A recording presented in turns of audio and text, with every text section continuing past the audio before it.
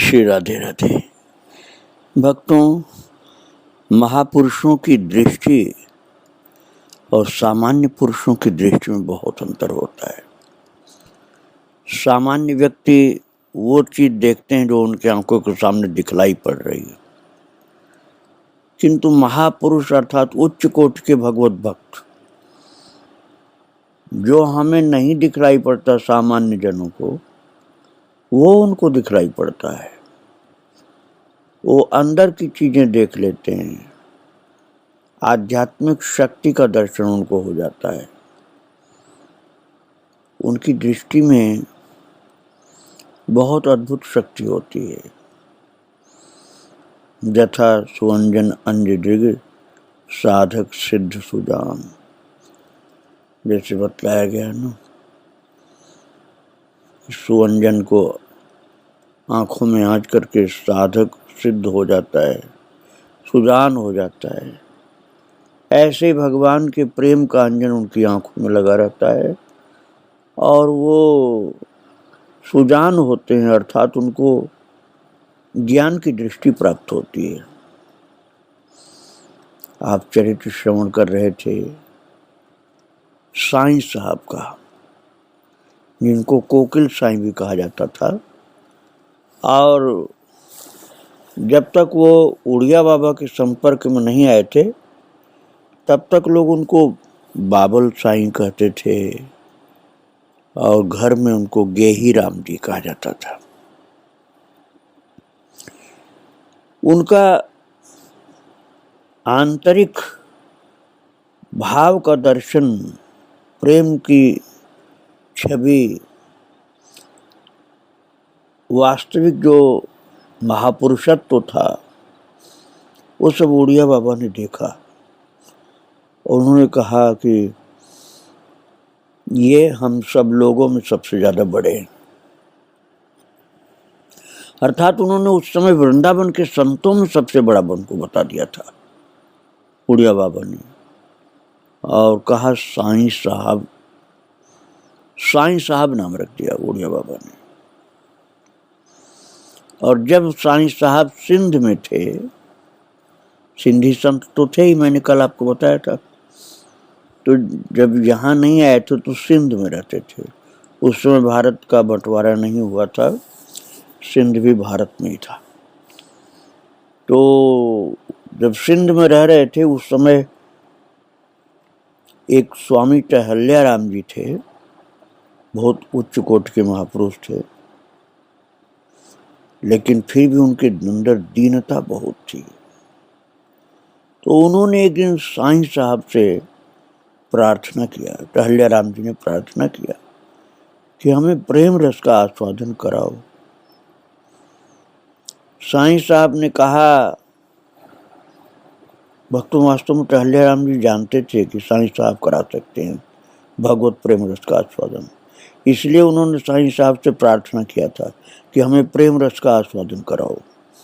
तो साईं साहब ने कहा, तुम निष्कपट भाव से अपने मन की सब बातें सरलता पूर्वक सुनाकर 3 वर्ष मीरपुर के दरबार में रहो, तो ईश्वर कृपा से प्रेम रस का आस्वादन यथाशक्ति करवा देंगे। स्वामी टहल्याराम जी ने कहा, 3 वर्ष तो हम नहीं रह पाएंगे, 12 महीने लगातार रहूंगा। तो टहल्याराम जी से साईं साहब ने कहा कि भाई साहब, तुम 3 वर्ष नहीं रहना चाहते हो, हम तो कहते हैं कि कोई ऐसा महापुरुष मिले जो प्रेम रस का आस्वादन कराता हो तो हम जीवन भर उनकी सेवा शुश्रूषा कर सकते हैं। तो स्वामी टहल्याराम जी साईं साहब को जानते थे कि तो बहुत उच्च कोटि के हैं, इसलिए टहल्याराम जी बोले कि किसी महापुरुष के माथे पर स्वर्ण का सींग हो तो वे आपको अपनी शरण में रख सकते हैं। ऐसे वैसे की हिम्मत तो नहीं है कि जो आपको अपनी शरण कोई रखे। अर्थात टहल्याराम जी कह रहे थे कि आप इतने उच्च कोटि के हैं कि आपको अपनी शरण में कौन रखे, आप तो सबको इस शरण में रखने वाले हैं। और महाराज जब वही सिंध की बातें मन में लिए हुए उड़िया बाबा के चरणों में बैठते थे साईं साहब, तो उन्होंने श्री वृंदावन धाम में उड़िया बाबा के चरणों में बैठते थे। चरणों में बैठने का मतलब आप ये समझिए कि उड़िया बाबा के आंतरिक शक्ति का परिचय इनको प्राप्त था और उड़िया बाबा को साईं साहब के विषय में ज्ञान था। तो वही पुरानी चर्चा सिंध वाली चली।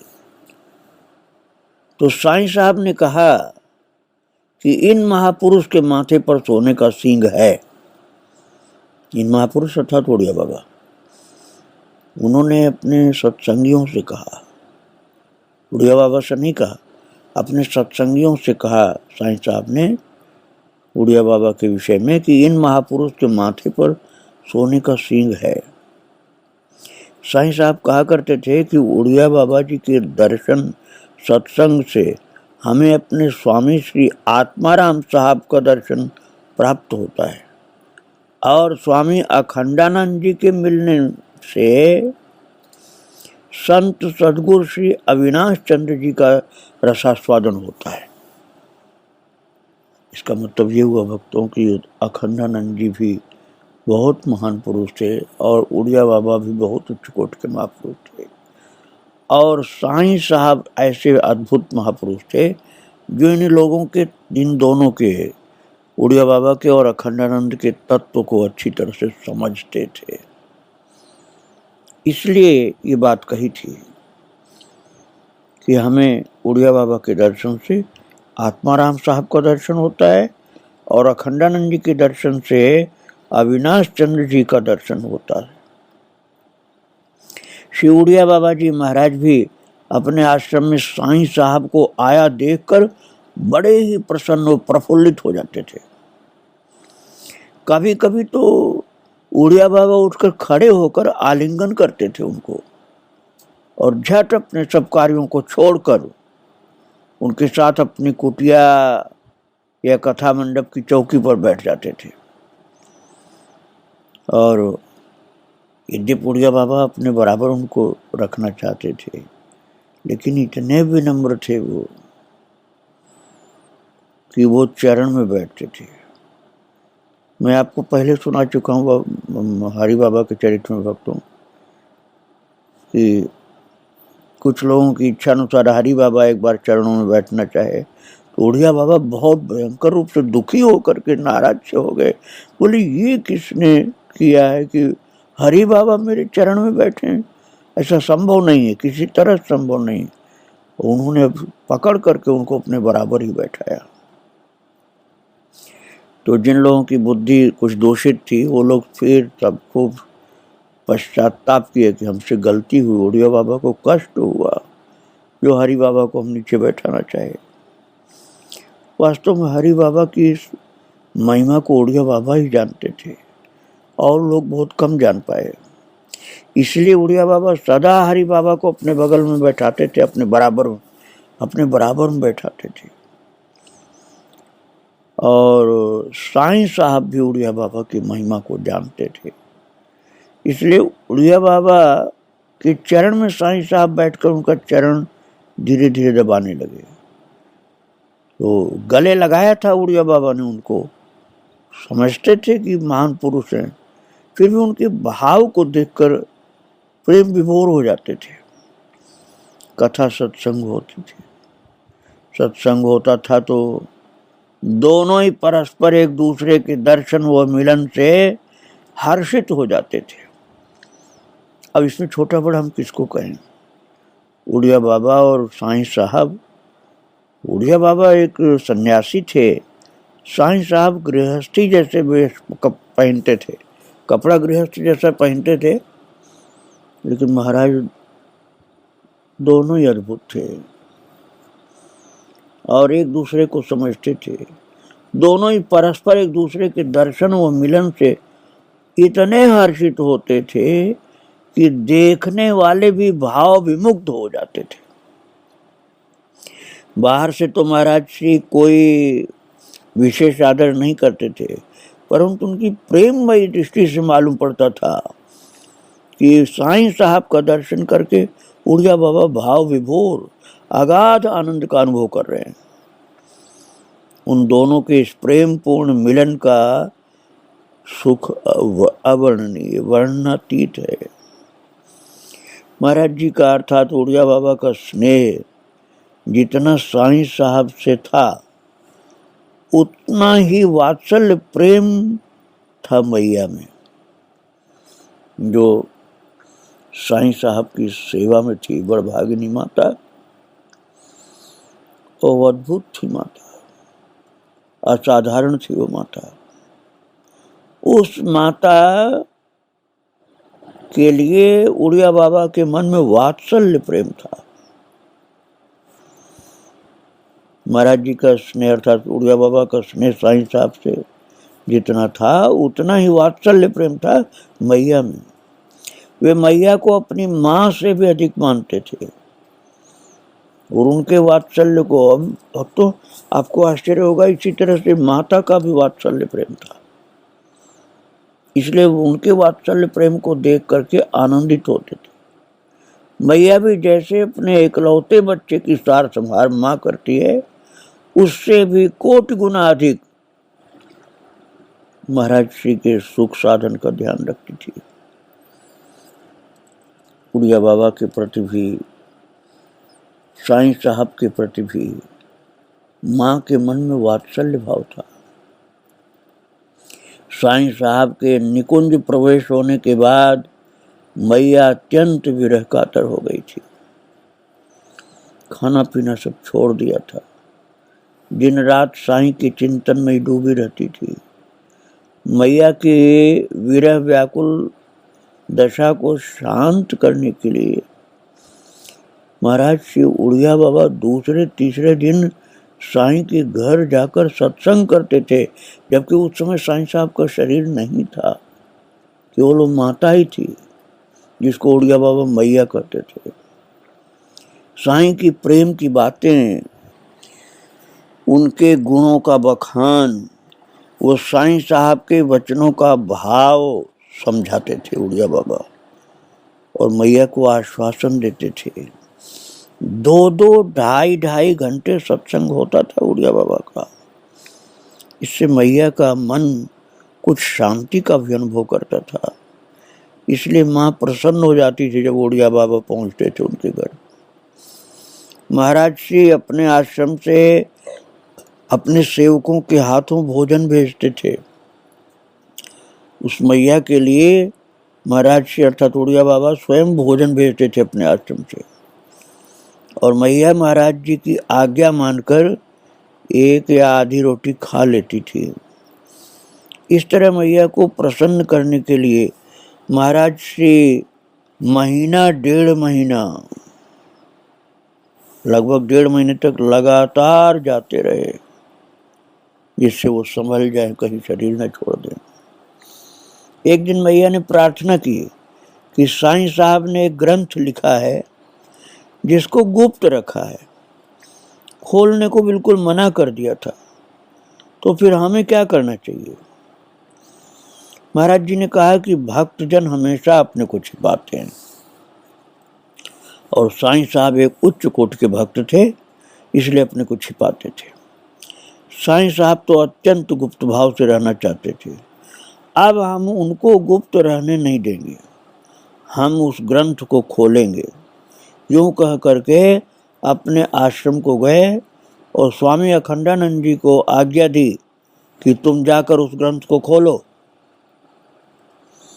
वैसे तो स्वामी जी नित्य ही शाम के समय जाते थे, अखंडानंद जी महाराज नित्य ही उस माता के पास, कोकिल साईं की जो सेवा में थी वो माता, उनके पास जाते थे और साईं साहब के पत्रों तथा ग्रंथों पर छिपे लिखे हुए वचनों को सुनते, उनका भाव सुनाते, मैया को समझाते बुझाते थे, उनकी व्याकुलता कम कर देते थे।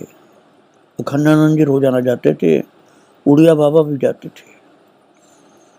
आज उन्होंने साईं साहब के उस गुप्त ग्रंथ श्री कोकिल कलरव को अपने श्री कर कमलों में खोला। भक्तों, बात ये थी, आगे चल के मैं और आपको खुल करके बताऊंगा इस बात को।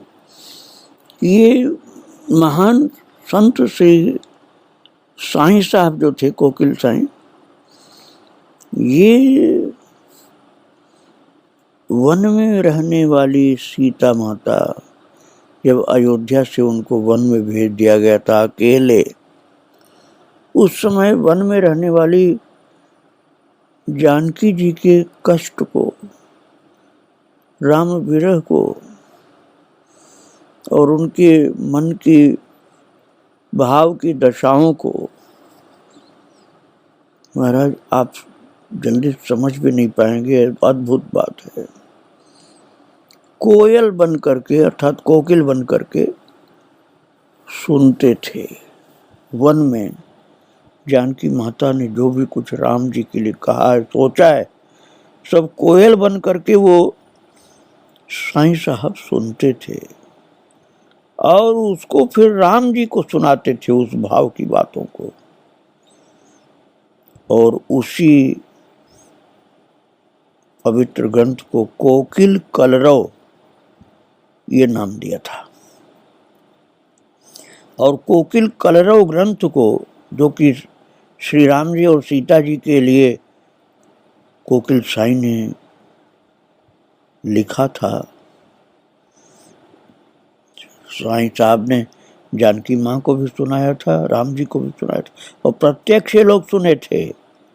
ऐसा नहीं कि केवल भाव ही था इनका, प्रत्यक्ष सुने थे राम जी भी, सीता जी भी इनकी बातों को। वही महान ग्रंथ था कोकिल कलरव।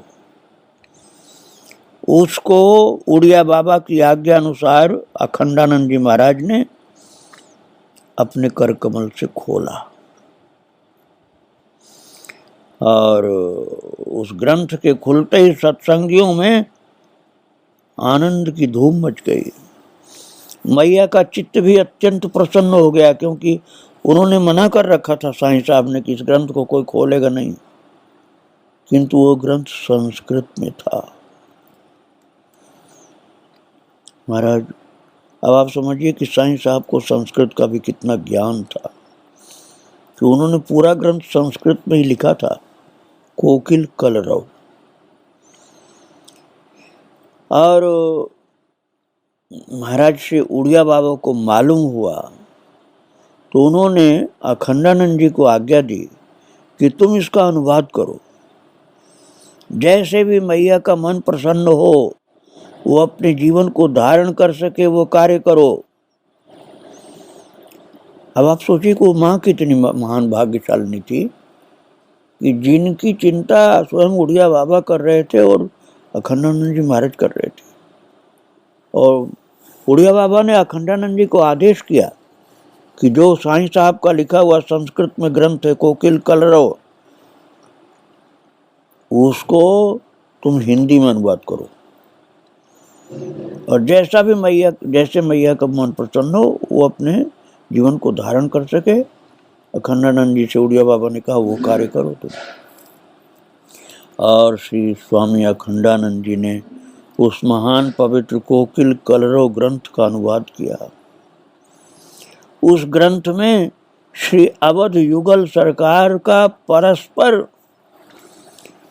अनुपम अगाध स्नेह का वर्णन किया गया है, और साईं साहब का युगल सरकार के प्रति असीम अनुराग, ममता व वात्सल्य, और फिर युगल का भी साईं में वात्सल्य स्नेह कितना गहरा है, ये सब उस ग्रंथ में था। शाम को महाराज जी जाते थे, उड़िया बाबा रोजाना शाम को जाते थे, और 6-7 बजे तक सत्संग चलता था। रात के 11-12 बजे तक मैया इस कथा सुधा में निमग्न रहती थी। तब से धीरे धीरे मैया का विरह ताप प्रेम में परिवर्तित होने लगा। वे अब आश्रम पर भी सत्संग में आने लगी थी, उड़िया बाबा आश्रम में। महाराज श्री मैया को प्रसन्न करने के लिए झट कथा मंडप में आकर बैठ जाते थे। मैया चरणों को सहलाती थी, उड़िया बाबा के चरणों को। एक दिन वैसे ही चौकी पर महाराज जी विराजमान थे। एक माई आकर चरणों को चापने लगी तो झट महाराज जी ने कहा, हट, ये चरण मैया के लिए। अब आप सोचिए कितना अद्भुत ज्ञान था उड़िया बाबा को उस मैया के प्रेम का, कि वो जब दूसरी माता उड़िया बाबा के चरण दाबने लगी तो उन्होंने कहा, हट, ये चरण मैया के लिए। एक बार मैया मिठाई लेकर के आई, महाराज श्री ने उसको ले लिया। उसी समय झांकी के ठाकुर आए। महाराज जी ने अपने तख्त पर ही उनको बिठाया। उनको कुछ खिलाने की इच्छा से इधर उधर देखने लगे। मैया सब समझ गई, बोली, ये मिठाई है ना बाबा, खिला दो आप। महाराज जी बोले, नहीं, ये तो मेरी है। अब आप समझिए माँ का भाव, भक्ति, प्रेम कैसा था कि उड़िया बाबा के हाथ में जो मिठाई दिया था उस माता ने, उड़िया बाबा वो ठाकुर को भी नहीं खिलाए, रासलीला के ठाकुर को। बोले कि ये तो मेरी है, इनको मैं पाऊंगा, इनको नहीं दूंगा। फिर फल मंगवा करके ठाकुर जी को खिलाया उड़िया बाबा ने, और माता की लाई हुई इस मिठाई को उड़िया बाबा ने स्वयं पाया।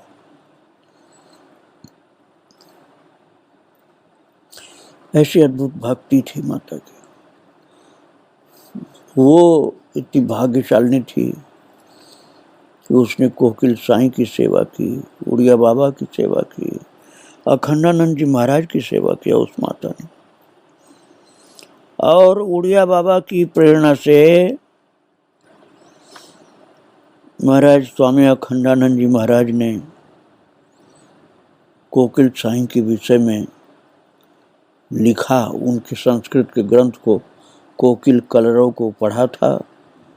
उसके भाव को समझकर उन्होंने भक्त कोकिल के विषय में लिखा था। अभिप्राय यह था कि जिससे मैया का हृदय संतुष्ट हो। सवेरे के समय में ही स्वामी जी लिखवाते थे और मैया को उसी समय बुलाते थे और लिखवाते थे। और महाराज जी मैया को अपने यहाँ रोक लेते थे, कहते थे, शांतनु। महाराज, अद्भुत बात थी। शांतनु इनका नाम था, अखंडानंद जी का नाम था। संन्यास लेने के पहले का नाम था शांतनु, लेकिन बाबा बाद में भी शांतनु कहते थे। संन्यास ले लिया था और स्वामी अखंडानंद जी हो गए थे, तब भी उड़िया बाबा उनको शांतनु ही कहते थे, बड़े प्यार से शांतनु बोलते थे। तो जब वो आती थी माता अखंडानंद जी से मिलने के लिए, तो बाबा उसको अपने पास बैठा लेते थे, माँ को, और कहते थे, माँ तुम यहीं बैठो, अभी उसके पास मत जाओ। वो तो उनके शिष्य थे ना, इसलिए ऐसे बोलते थे, अभी उसके पास मत जाओ, शांतनु साईं साहब का चरित्र लिख रहा है।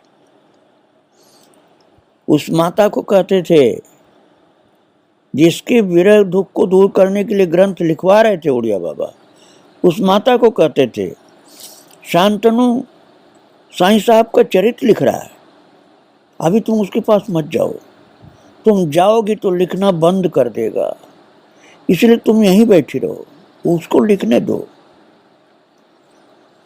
महाराज, इस तरह से महाराज श्री का अनंत उनकी कृपा, वो वात्सल्य साईं साहब और मैया पर सर्वदा बना रहा।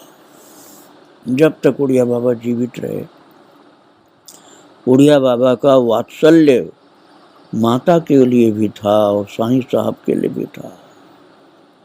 अब आप समझ गए होंगे कि कितनी भाग्यशालिनी वो माता भी थी, जिसने साईं साहब की सेवा किया, उड़िया बाबा की सेवा किया और अखंडानंद जी महाराज की सेवा किया।